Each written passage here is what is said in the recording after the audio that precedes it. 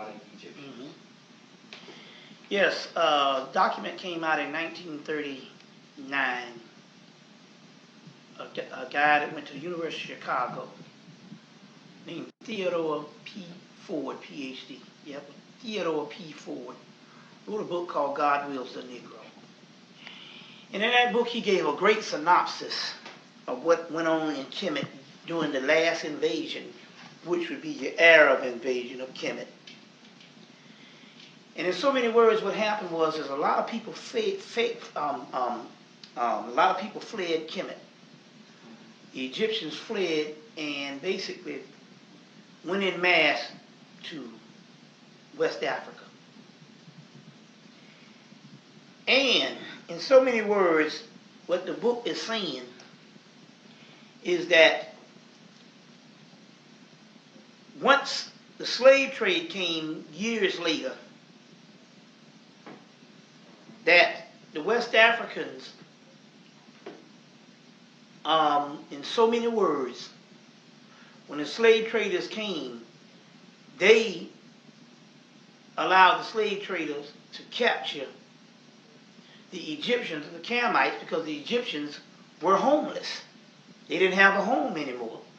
So let's just say that you are a leader or a king. Your loyalty and your responsibility is to the people in your tribe, your kingdom, or your nation. So since the Hemmites were no longer in power, didn't have a nation because it was overrun by the Arabs, they were looked on as homeless. And so some of the chiefs or the actual kings gave the Egyptians up as some of the first slaves because their loyalties was with the people that they had to rule over. So as a result, some of the first population of the Americas and of South America, of Central America, South America, and North America, but especially especially Central America and South America, were in large Hemmites or Egyptians, based on the people who gave them up said, you know, but they don't have anything to hide. These people are homeless. Or we're not really losing anything. These people are not a part of our nation and they're homeless.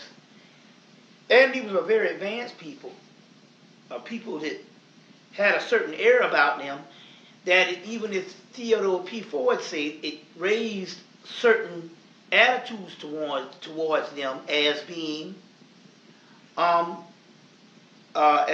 people that were so advanced till other tribes or other nations got jealous of them and had no problem enslaving them or catching them and capturing them for the white slavers. But we're talking about perhaps 15 to 1800 years later. Yes. You know, somewhere from 13 yes. to Exactly. 1800 years exactly. later. How would they still be a homeless people?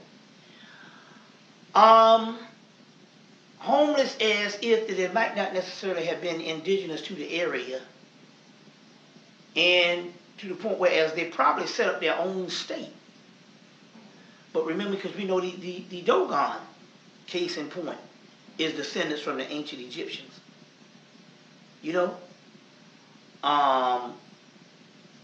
Because even the Dogon even say that they came to the West Africa during the time of Timbuktu from Kemet. You see, from Kemet. You know we talk about people that have a profound oral history. West African, East African. So the West Africans could doggone sure know who just got there lately. Even if it's, 1800 years? You see what I'm saying? They sure could tell who just got there lately. For the simple fact that you know, even in modern Africa right now, customs are very important. You might go up the street and do something, and they might love it. And you might do the same thing up the street in another area, and they might offend somebody.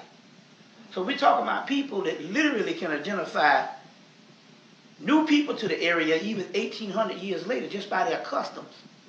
And these people had to have been some people that if they were Egyptians, then there had to be no mistake about it, that they were some very sophisticated people. And this is where Theodore P. Ford is saying